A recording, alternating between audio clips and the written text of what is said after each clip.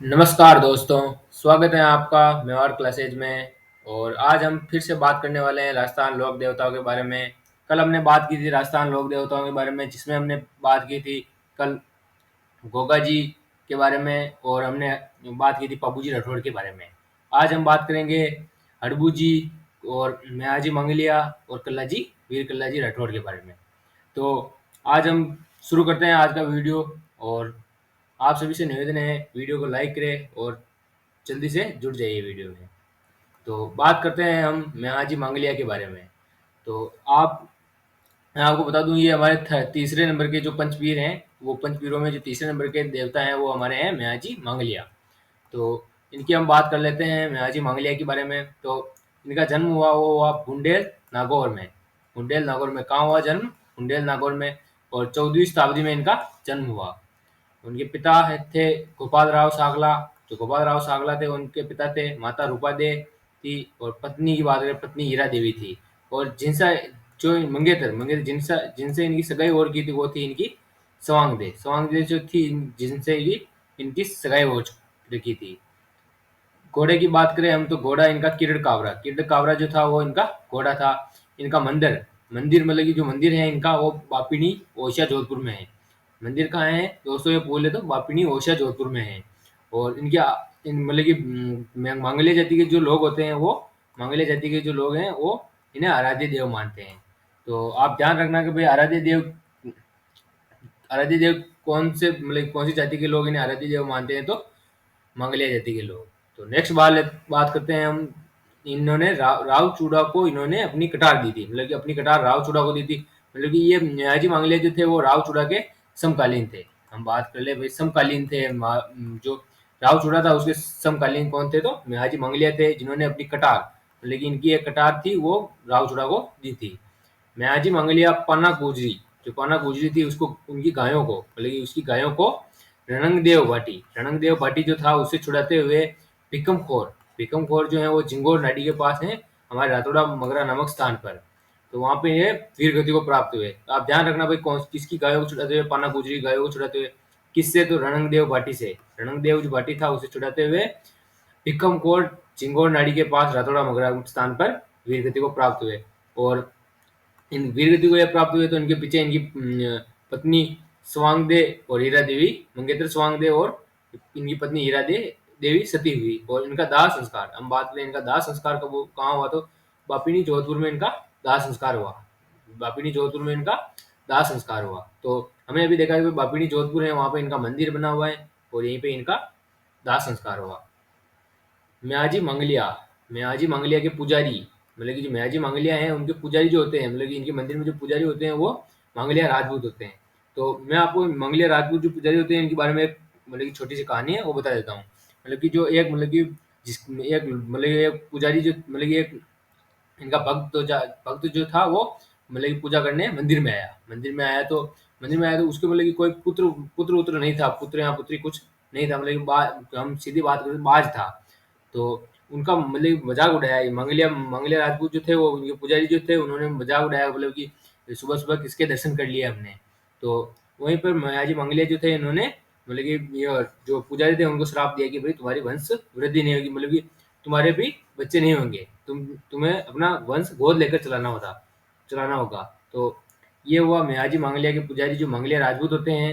मतलब कि मेहाजी मंगलिया के जो पुजारी होते हैं मंगलिया राजपूत, जो मंगलिया के पुजारी मंगलिया राजपूत होते हैं, वो मतलब कि वंशवृद्धि उनकी नहीं होती अभी भी। अब आज तक भी इनकी वंशवृद्धि नहीं होती और ये अपना वंश गोद लेकर चलाते हैं। तो नेक्स्ट हम बात कर लेते हैं मेहाजी मंगलिया को गोरक्षक लोक देवता कहते हैं। मेहाजी मंगलिया को गोरक्षक लोक देवता, मैंने अभी आपको बताया कि भाई ये भाई पन्ना गुजरी गायों को बचाते हुए मारे गए, मतलब वीर गति को प्राप्त हुए थे। तो गोरक्षक लोक देवता कहते हैं इन्हें। सॉरी, इनका मेला भाद्रपद कृष्ण अष्टमी को बापिनी ओशिया जोधपुर जो है बापिनी जगह है, वहां पर इनका मेला पड़ता है। तो मेला पूछे कब पड़ता है? तो भाद्रपद कृष्ण अष्टमी, याद रखना आप, भाद्रपद कृष्ण अष्टमी को इनका मेला पड़ता है और बापिनी जोधपुर में पड़ता है। म्याजी के जो पुत्र थे अल्लाण, वो लोक देवता मल्लीनाथ, जो मल्लीनाथ लोक देवता, हम आगे पढ़ेंगे मल्लीनाथ के बारे में। जो मल्लीनाथ थे उनकी सेना की ओर से लड़ा था, मतलब कि म्याजी मेहाजी का पुत्र था अल्हड़। अल्हड़ जो पुत्र था वो लोक देवता मल्लीनाथ की सेना की ओर से लड़ा था। मेहाजी मंगले जाति के आराध्य देव है, मतलब कि मंगले जाति जो है उसके आराध्य देव है। मैंने अभी आपको पहले बताया कि मंगले जाति के आराध्य देव मेहाजी मंगले हैं। हम बात करते हैं अब चौथे, जो हमारे मतलब कि चौथे जो है पंचपीर हैं, वो उनके बारे में हम पंचपीरों में चौथे जो देवता हैं उनके बारे में बात कर लेते हैं। हड़बूजी सांगला, जो हड़बूजी सांगला है उनके बारे में बात करते हैं। हड़बूजी का जन्म भी बुंडेल नागौर में हुआ। हड़बूजी का जन्म भी बुंडेल नागौर में हुआ। इनके पिता मेहाजी यहाँ मेहराज सांगला थे। इनके पिता मेहाजी यहाँ मतलब वो मेहाजी नहीं, वो मेहाजी मंगले वाले नहीं, मेहराज सांगला। मेहराज सांगला जो थे इनके पिताजी थे। माता सौभाग्य देवी थी। गुरु इनके बालीनाथ बालीनाथ थे, वो इनके गुरु थे। और ये जो रामदेव जी हम आगे पढ़ेंगे, कल की क्लास या परसों की क्लास जो पढ़ेंगे रामदेव जी हम पढ़ेंगे, उनके मौसेरे भाई थे। रामदेव जी थे वो आगे हम पढ़ेंगे इनके बारे में, रामदेव जी के बारे में। रामदेव जी तंवर थे, उनके मौसेरे भाई थे। और मंदिर बेंगटी कहा जाता है कि बोले रामदेव जी जो थे उन्होंने अंतिम बार मतलब कि सब समाधि ली थी। समाधि लेने के बाद भी जो रामदेव जी ने समाधि ली थी उसके बाद भी हड़बूजी सांगला को अपने दर्शन दिए थे। तो ये हम आगे पढ़ेंगे। मंदिर, इनका मंदिर जो है बेंगटी फुलोदी जोधपुर में, बेंगटी जगह है वहाँ पर फुलोदी जोधपुर में इनका मंदिर है, जिसके निर्माता अजीत सिंह है। जिसके निर्माता कौन है? अजीत सिंह। आप बोल रहे कि भाई जिसके निर्माता कौन है? जोधपुर का राजा था अजीत सिंह। वो बेंगटी जो है स्थान वहाँ पर मंदिर है जिसका निर्माता है। तो 1721 में इसका निर्माण किया गया। और इस मंदिर में जो पुजारी होते हैं वो सांगला राजपूत होते हैं। जो सांगला राजपूत होते हैं वो मतलब कि हरभू जी के पुजारी होते हैं। इनका मेले की बात करें तो मेला जो है वो भाद्रपद शुक्ल षष्ठी को इनका मेला पड़ता है। और फुलोदी जोधपुर में ये मेला आयोजित होता है। इनका वाहन जो है वो सिया सिया या फिर बैलगाड़ी से बोलते हैं। सिया बैलगाड़ी जो इनका वाहन है। और प्रतीक भी जो है वो सिया मतलब बैलगाड़ी है। बैलगाड़ी है जो वो प्रतीक है। और इनमें हम बात करें भाई ये इसमें पंगु गायों है, हम जिसे हम कहते हैं भाई पंगु गायों मतलब अपंग गाय। तो अपंग जो मतलब विकलांग जो अपंग होती हैं वो उन गायों के लिए चारा लाया करते थे। मतलब कि बैलगाड़ी जो है सिया सिया बोलते थे इनकी बैलगाड़ी को। इसी पर ये मतलब कि चारा लाया करते थे। नेक्स्ट बात करते हैं, अड़बू जी ने अपनी कटार राव जोधा को दी थी। जो राव जोधा था उसको इन्होंने अपनी कटार दी थी। मतलब कि राव जोधा तो को इन्होंने अपनी कटार दी थी। और अड़बू जी के आशीर्वाद से राव जोधा अपना साम्राज्य विस्तार करता है। देख लीजिए राव जोधा जो है अड़बू जी के आशीर्वाद से मतलब कि साम्राज्य विस्तार करता है। और राव जोधा भी अड़बू जी को मतलब कि बेंगटी की जागीर देते हैं। ये बेंगटी की जागीर जो है वो मतलब कि देते हैं। और बावनी जागीर भी देते हैं, जो कि भाई हमारे चाकू कहाँ पे है तो चाकू गांव फुलोदी चाकू गांव है। वहां पर 52,000 बीघा की जो भूमि दान की थी, मतलब कि राव जोधा ने जो भूमि दान की थी उसको बावनी जागीर कहते हैं। तो आप ध्यान रखना कि भाई बावनी जागीर किसे कहते हैं। तो 52,000 बीघा की जो जमीन थी वो राव जोधा ने मतलब कि अड़बू जी को दान में दी थी। हड़बू जी को मतलब कि उपनाम देख लेते हैं हड़बू जी के, या फिर हड़बू जी को किस रूप में पूजा जाता है। हड़बू जी को गोरक्षक लोक देवता के रूप में पूजा जाता है। और सियासी लोक देवता के रूप में पूजा जाता है। सगुन शास्त्र और ज्योतिष शास्त्र की ज्ञाता सगुन शास्त्र और ज्योतिष शास्त्र के ज्ञाता के रूप में पूजा जाता है। और लास्ट हम बात कर लेते हैं वीर कल्ला जी राठौड़ के बारे में। तो हम मतलब कि पंचवीरों से हटकर ये एक मतलब कि बहुत वीडियो बहुत बड़ा हो जाता है, इसलिए मैंने वीर कल्ला जी राठौड़ को ले लिया। मतलब कि पंचवीरों में शामिल नहीं है फिर भी पढ़ लेते हैं। बहुत मतलब कि वीर थे। इन्होंने कहा जाता है कि भाई 4 हाथों से मतलब कि 4 हाथों वाले देवता जिन्हें कहता है, मतलब कि चित्तौड़ के युद्ध में शामिल थे। और इनके बारे में बात कर लेते हैं। जन्म 1544 में मेड़ता नागौर में हुआ। मेड़ता नागौर में दोस्तों मेड़ता नागौर में और किसका जन्म हुआ आप कमेंट कीजिएगा। और नेक्स्ट बात करते हैं इनके पिताजी कौन थे। तो आज सिंह जी राठौड़ इनके पिता थे। और इनकी माता श्वेत कुंवर थी और इनकी माता थी गुरु भैरवनाथ थे।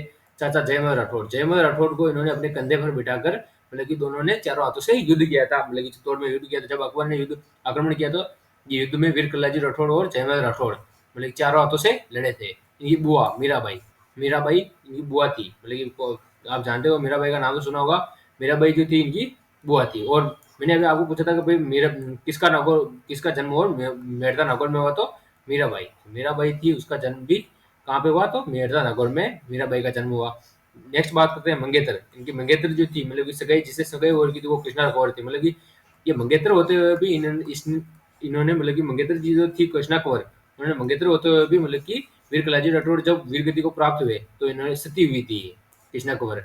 इनका मूल नाम था वीर कलाजी राठौड़ का मूल नाम बोले तो भाई वीर कलाजी राठौड़ का मूल नाम क्या है तो केसरी सिंह। मूल नाम क्या है दोस्तों? केसरी सिंह नाम है इनका मूल नाम।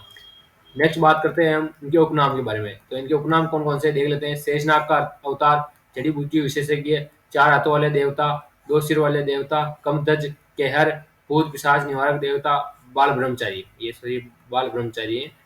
बाल ब्रह्मचारी, बाल ब्रह्मचारी। और इनके बारे में हम जानते हैं भाई, ये चार हाथों वाले देवता कहते हैं, इन्हें शेषनाग का अवतार कहते हैं। तो आप ध्यान रखना है। और इनके बारे में थोड़ा बहुत देख लेते हैं कुछ। तो चित्तौड़ की जो तीसरा शाखा, चित्तौड़ का तीसरा शाखा हुआ था, चित्तौड़ का जो तीसरा शाखा हुआ था उसमें 1567 में हुआ था। मतलब चित्तौड़ का तीसरा शाखा बोल ले आपको 1567 में हुआ था। उस समय इन्होंने घायल चाचा, जो अपना घायल चाचा थे, उन्होंने मेरे भी आपको जयमल राठौर जो थे वो घायल हो चुके थे। उनको अपने मतलब कि कंधे पर बिठा के, इन्होंने कंधे पर बिठाकर दोनों ने चारों हाथों से युद्ध लड़ा था। मतलब कि चारों हाथों में दोनों अपने अपने दोनों हाथों में तलवारें लेकर युद्ध लड़ा था। और वीर कल्लाजी राठौर जो थे, वीर कल्लाजी राठौर थे, उनकी चार खंभों की छतरी चित्तौड़ दुर्ग में भैरव पोल के पास बनी है। मतलब कि जैसे ही चित्तौड़ दुर्ग में एंट्री होती है वहाँ पे भैरव पोल है, जहाँ भैरव पोल है वहाँ पर इन्हीं चार खंभों की छतरी बनी हुई है। आप कभी घूमने जाओ तो देखना जरूर। और कल्लाजी राठौर के बारे में बता देते हैं। मतलब कि ये इन्होंने अपने मतलब सर का कट गया था इनका, फिर भी ये बहुत दूर तक युद्ध करते रहे, गए थे आगे तक। और कल्लाजी की मुख्य पीठ, मतलब कल्लाजी की जो थी, कल्लाजी राठौर थे उनकी मुख्य पीठ रंदेला या रणेला सलूम्बर उदयपुर में है। रंदेला या रणेला सलूम्बर उदयपुर में है, जहाँ इनके छोटे भाई के वंशज पुजारी है। मतलब कि इनके छोटे भाई जो थे उनके वंशज जो हैं वो यहाँ पे पुजारी हैं।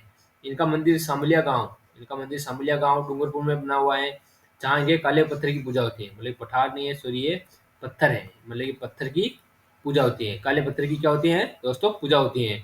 और जहाँ इनको यहाँ पर केसर केसर और अफीम चढ़ाई जाती है। मतलब कि प्रतिदिन केसर और अफीम का भोग लगता है। तो आप सभी, धन्यवाद आप सभी का वीडियो बने रहने के लिए। और आगे हम बात करेंगे। और बाकी लोक देवता जो है उनके बारे में बात करेंगे। और रामदेव जी और तेजा जी के बारे में नेक्स्ट वीडियो में हम बात करेंगे। धन्यवाद।